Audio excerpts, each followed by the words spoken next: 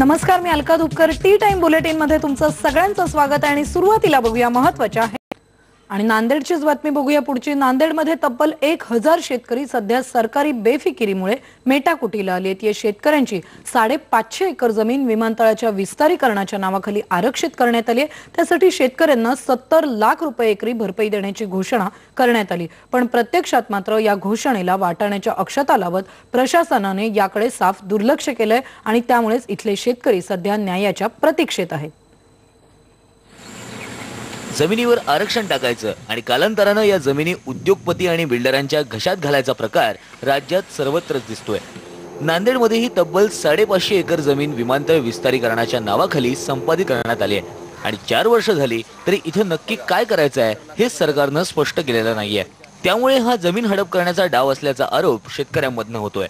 विमानतळ विस्तारीकरणाच्या नावाखाली 550 एकर जमिनीवर रिझर्वेशन टाकून आम्हाला ना पैसे देतात, ना मरू देतात, ना जीवन ठेवतात। लेकी बाळीच्या लोकांच्या मुलीचे लग्न थांबलेत।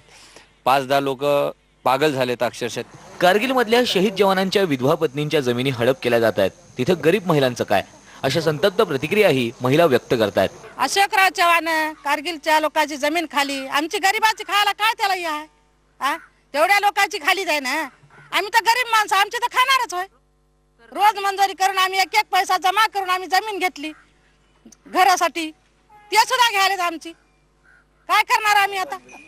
या जमिनी संपादित करताना तत्कालीन मुख्यमंत्री अशोक चव्हाण यांनी 70 लाख रुपये एकरी देऊ अशी घोषणा केली होती, पण ही घोषणा ही हवेतच विरली आहे। आम्ही 4 वर्षाला आंदोलन करून थकलो आता, आम्हाला आमचं काय कुठेही आमची नोंद होणार झाली आणि आम्हाला कोणी थारा देण्यात आले। त्याच्यामुळे आम्ही आता एक निर्णय घेतलेला आहे की बाबा आमच्या जर हे मागण्या जर पूर्ण होण्या जर गेल्या तर आम्हाला एकच रस्ता उरलेला आहे। आम्ही 20 प्रश्न करून बिलकुल आम्ही सामूहिक जहर पुन्हा मरून जाण्याची पर्यायच राहिला नाही। आता आमची कुठेही नोंद घेण्यात आली तर आम्हाला कोणी थारा देण्यात आले। उडावडीचे उत्तर चालू असते। प्रशासनाच्या या बेफिकिरीमुळे इथले शेतकरी आता आक्रमक झालेत। येत्या 10 दिवसात एकरी 70 लाख रुपयांप्रमाणे भरपाई न मिळाल्यास सामूहिक आत्महत्या करू असा इशारा शेतकऱ्यांनी दिलाय। त्यामुळे गेंड्याचं कातडं ओढलेल्या सरकारला आता तरी जाग येईल का, असा संतप्त सवाल उपस्थित होतोय। माजी मुख्यमंत्री अशोकराव चव्हाण उद्योग मंत्री असताना हा सगळा उद्योग झालाय। हा उद्योग कसला तर शहरापासल्या शेकडो शेतकऱ्यांना धोका देण्याचं काम झालंय। या धोक्याबाबत जेव्हा शेतकरी अशोकराव चव्हाण यांना विचारणा करतात तेव्हा त्यांना फक्त करतो ठेवतो एवढंच आश्वासन मिळते। संदीप काळे, IBN लोकमत, नांदेड करणार आहोत, पण या बुलेटिन मध्ये इथेच थांबूया। अचूक बातमी ठाम मत पहा फक्त IBN लोकमत।